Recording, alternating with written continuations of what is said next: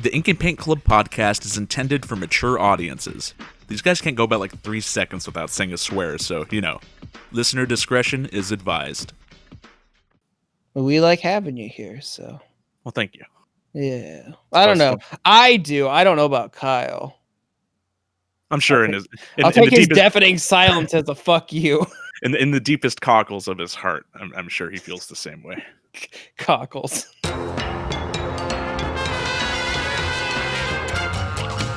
You're listening to the Ink and Paint Club podcast, your weekly home for animation reviews and discussions.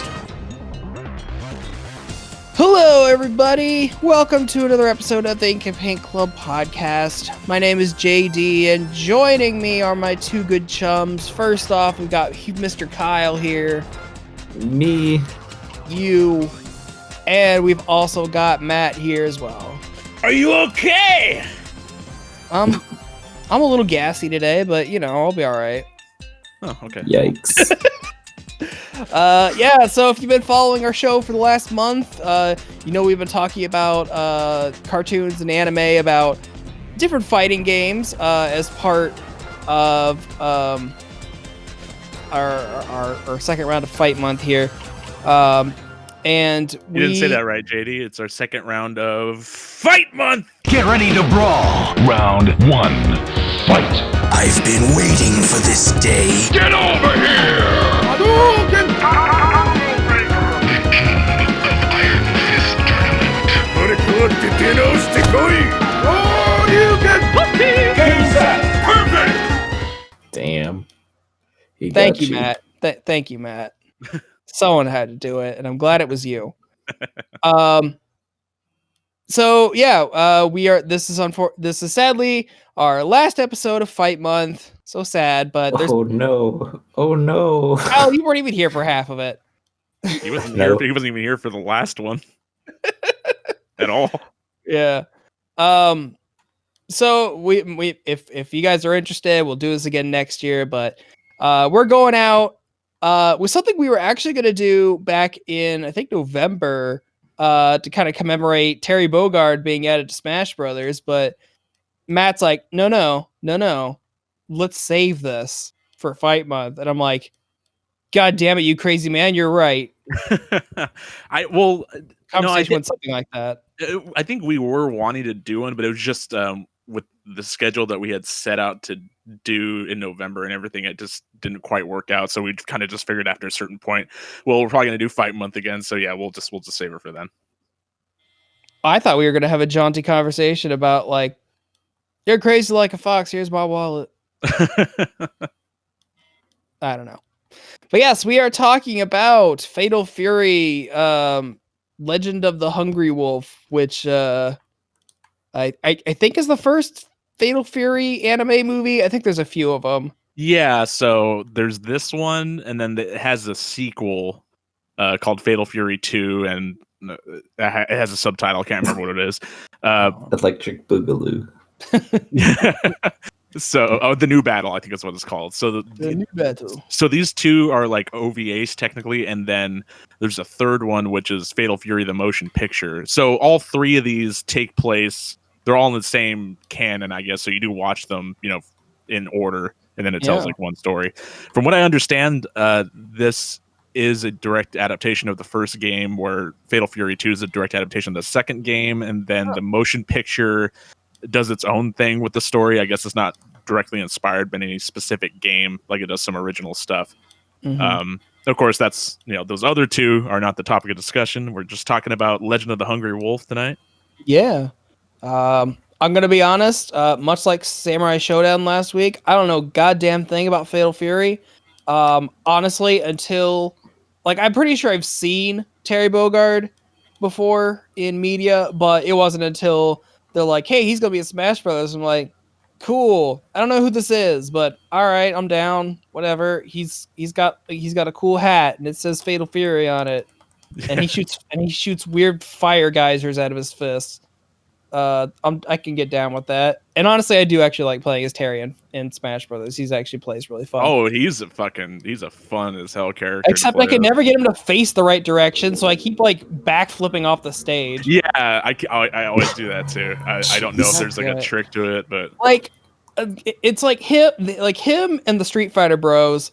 I get their gimmick. They're like, okay, well, in their original games, they always face their opponent, but it's like they're literally the only characters in Smash Bros. That do that, and it throws me off. Well, also Terry just having a second side B move that goes in the separate direction from like where you're holding. It's like it gets super funky. Sometimes he does his other side B, the Buster Wolf, I think they call it. Sometimes like when I get knocked off a stage, I'm trying to recover, and I can't exactly tell which way he's facing, and he's just facing the wrong way because he hasn't reoriented himself to face the opponent. So he just doing Buster Wolf off the stage, and I'm like, bro, I need you to go the other way. Yeah, it is a bit tricky. He is a really fun to play as, regardless, though. Yeah, I never downloaded him. That's really? Okay. Did you get the fighter's pad? Yeah, I did. Oh, you should. I just never played it. You should give him a whirl. He's pretty fun. It sounds like it. Yeah, I mean he speaks in broken English, and it's hilarious. He's got fucking like command like supers and shit separate from his final smash, and yeah, man. And he's got like when you get over 100%, he like goes fucking Super Saiyan or some shit. Not exactly. Well, in the sense that like his fucking all of his command input specials are like fucking. He gets his go juice. Yeah. Yeah, he gets his go juice. Because it says go on the. It does say go. But we are talking about the Fatal Fury movie today, which again, the first OVA, not the motion picture. The OVA.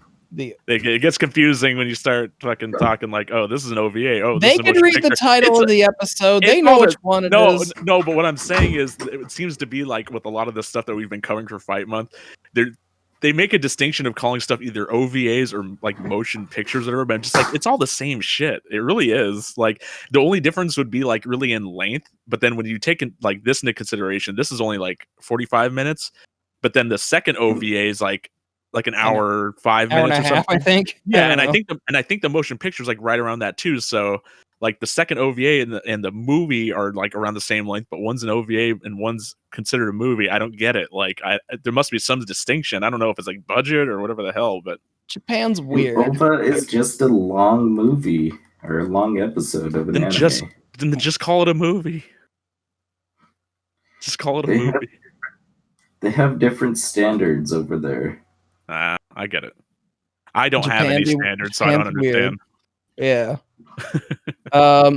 So, like Samurai Shodown, you and I were pretty kind of like mad on it last week. Yes, absolutely mad. Well, okay, you know what, Kyle, you weren't here last week, but what did you think about Samurai Shodown?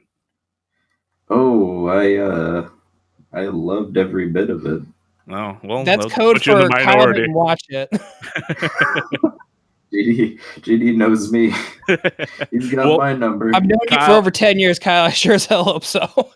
Kyle, it was definitely you made the smartest move in not watching it.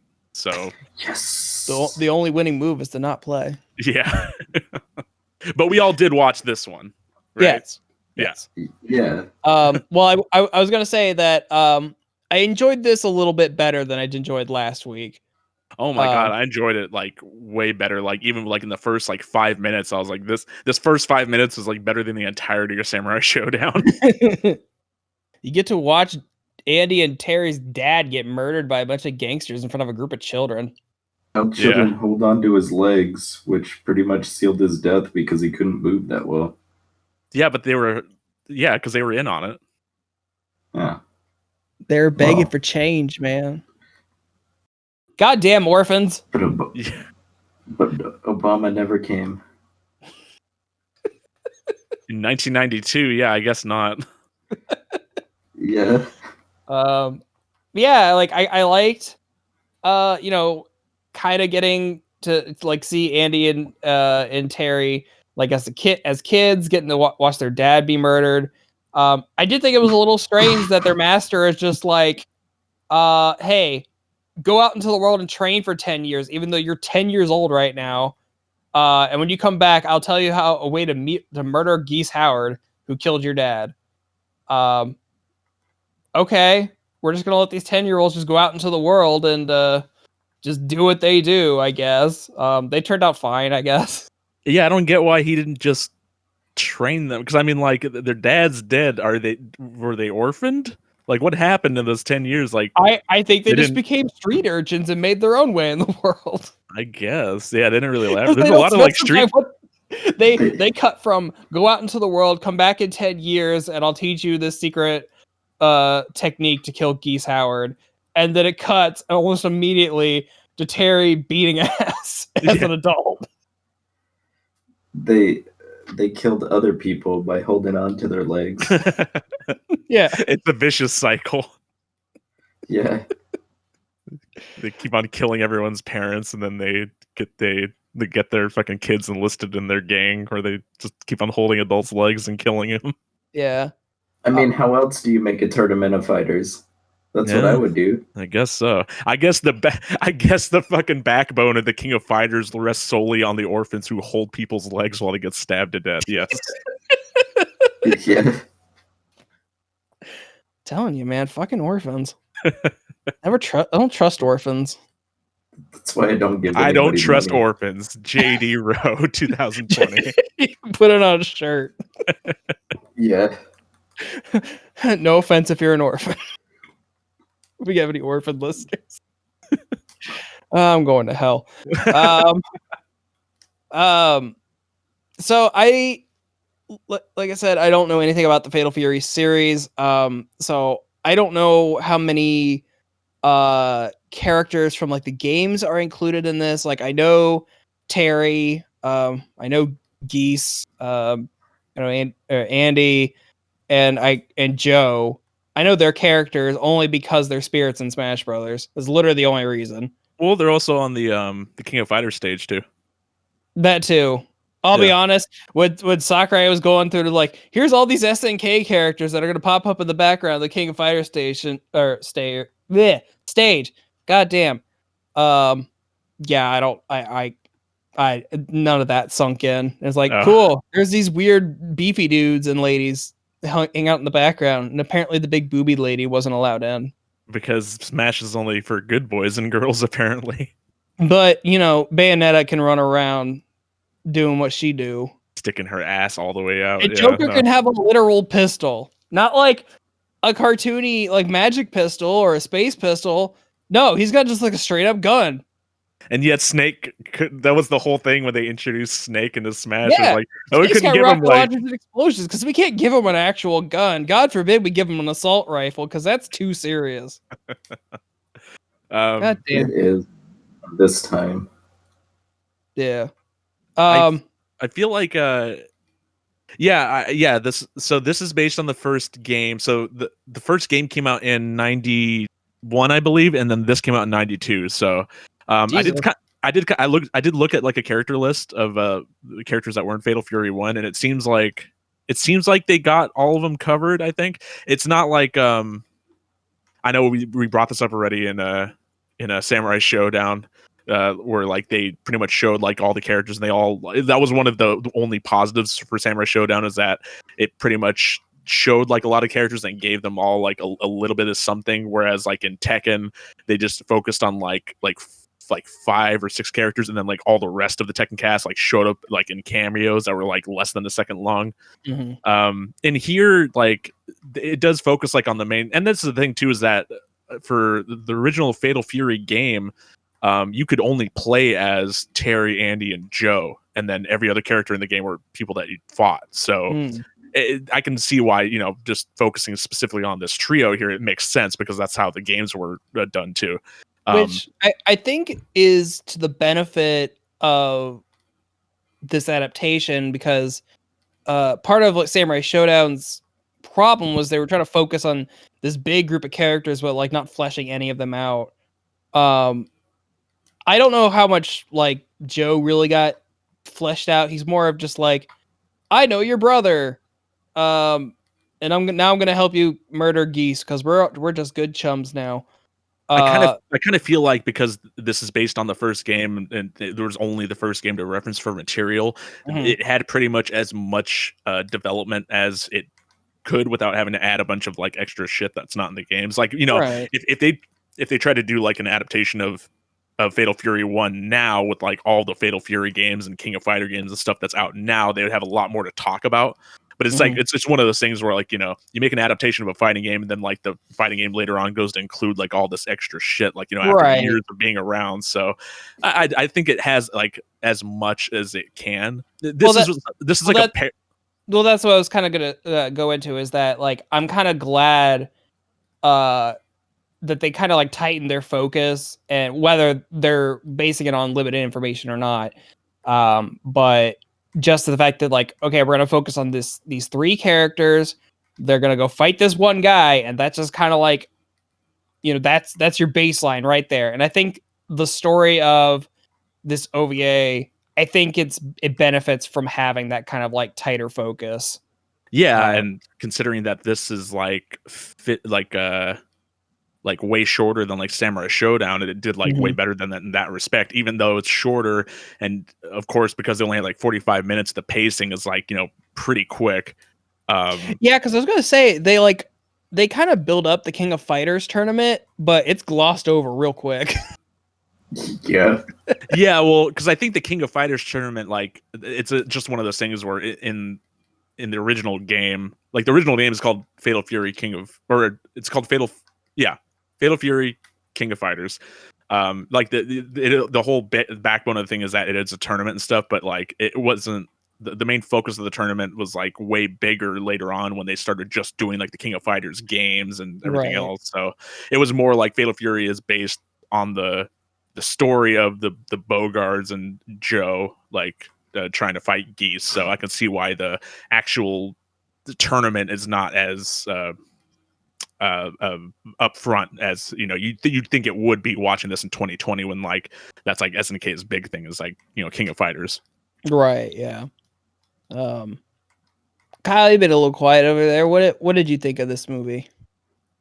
Why didn't geese fall out a window? I was going to ask that very question. This OVA has a distinct lack of Geese Howard falling off a building.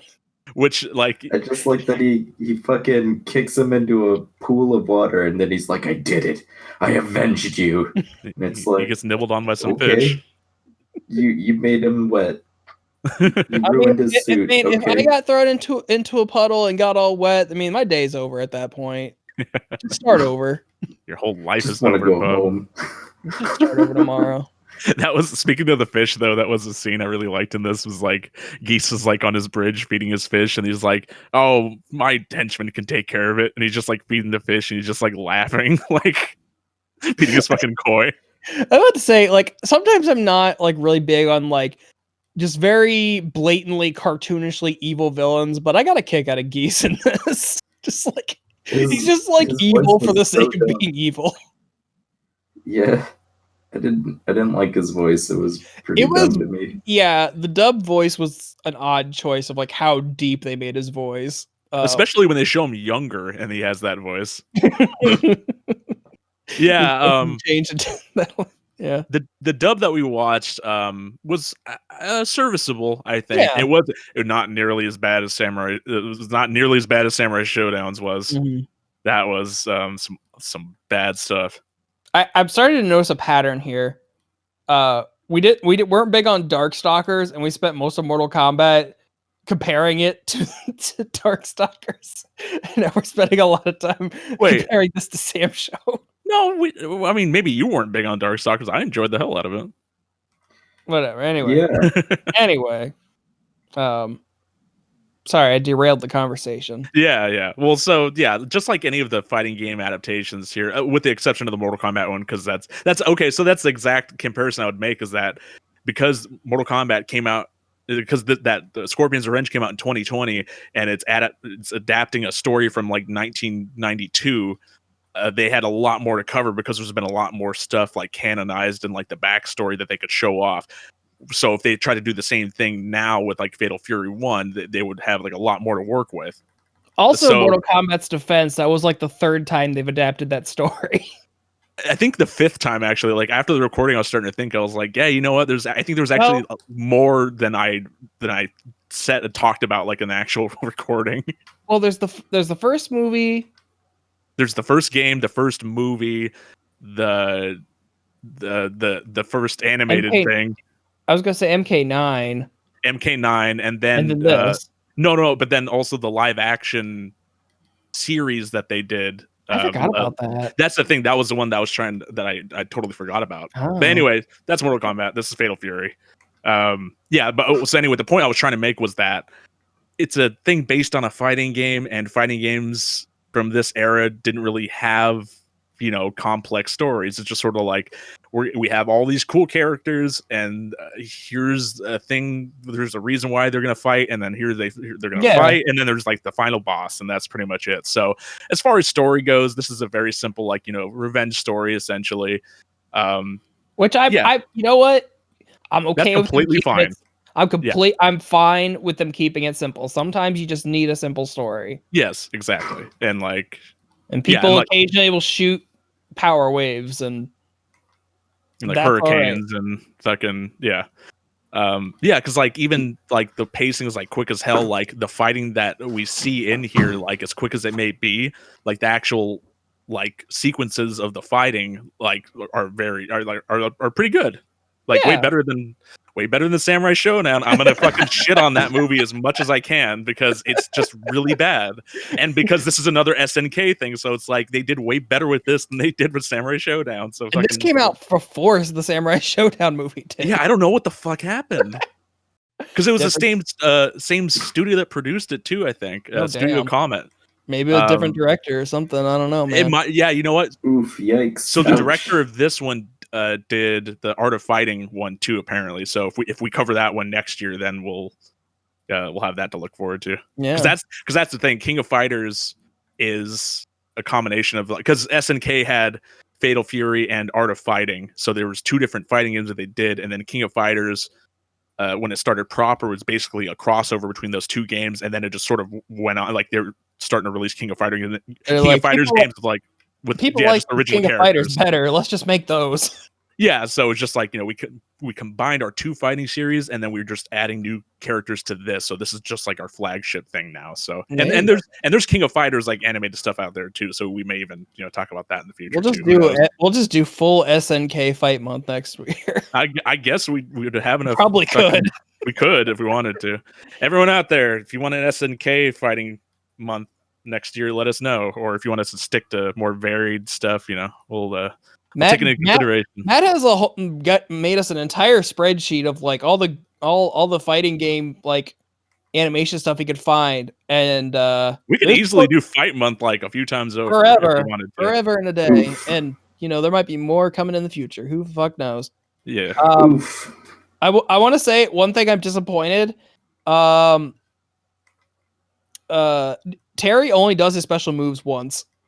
Yeah, right in that like final fight. He does Power Wave and Buster Wolf. Right gotta learn how to use the Force. Come on. I don't give a shit. Fucking Geese at the beginning of the movie is just like fucking throwing energy waves at. It's a Repukins. Yeah. Okay, and I swear. First, man. What? He said he had to pass the tutorial first. Can't just fucking go right out of the gate. It doesn't work that way. I guess. Oh, true. Also, I'm pretty sure during the tournament scenes, I heard someone say Shoryuken. Yeah, I thought I heard. Okay, so this is a really fucked up weird thing, and because we talked about how we're not really that familiar with, really all of my familiarity with like Fatal Fury and King of Fighters and stuff comes from when they announced Terry for Smash. Maximilian Dood did like a whole retrospective on like all the games, and he was playing through them, and so that's my familiarity with it, was like what I watched from those videos. As far as I know, like the move that fucking what's his name, like Tung Fu Ru or whatever, their master, the move that he teaches Terry, I don't know that Terry has that move in the games, because that move, the Senpukya, that's fucking Ryu and Ken's move. That's like the move that you see them do in Street Fighter. Yeah, it's that move, and I'm like, the Hurricane Kick. Exactly. They call it the Hurricane Punch, which is weird because it's I don't know. It's really weird. I don't know if it looks different like in the first game or something, but I'm calling copyright infringement right now, man. well, fucking Art of Fighting was basically like the game. I don't know if the movie is too, but that's all like pretty much infringement because I think they have a character called Ryo who is just Ryu who has like the gi and he does all the same like types of moves and shit. So well, I mean SNK as a whole evolved because they did because the people that went on to make SNK or the director of the first Fatal Fury, he directed the first Street Fighter game. And so he did an offshoot and like paths sort of diverged and then SNK happened and then he made Fatal Fury and then Capcom made Street Fighter 2 and it's just been kind of like it's like weird parallels, you know, people go off to like make their own thing and it's kind of the same as the thing that they used to work on that evolved without them. It's like it's super weird.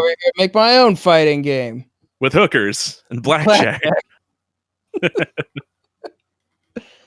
But yeah, like for not knowing jack shit about Fatal Fury, I had a good time with this. I can't imagine I'd want to watch it anytime soon again, but it was a fun 45 minutes and got to watch Terry Bogard in his weird metal hat. Yeah.